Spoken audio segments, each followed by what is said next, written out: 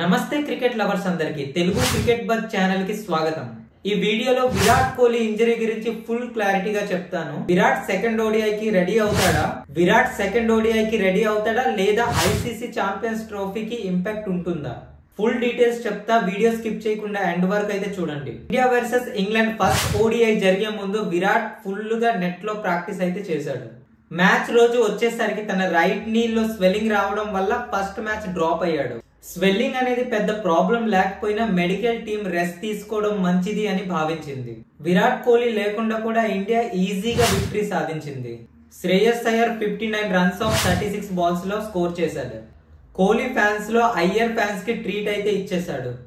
అయితే Virat Kohli second ODI కి fit అవుతాడా? శుభ్మన్ గిల్ చెప్పినట్టు తన ఇంజరీ సీరియస్ కాదు, జస్ట్ స్వెల్లింగ్ మాత్రమే।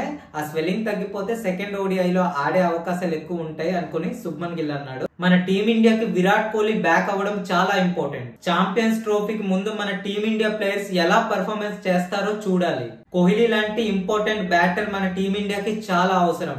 So friends, Virat Kohli second ODI match లో ఆడతాడా లేదా రెస్ట్ తీసుకుంటాడో మీ ఒపీనియన్ కామెంట్ చేయండి। వీడియో నచ్చితే లైక్ చేసి మన ఛానల్ ని సబ్స్క్రైబ్ చేసుకోండి। Thank you for watching. జై హింద్, వందే మాతరం।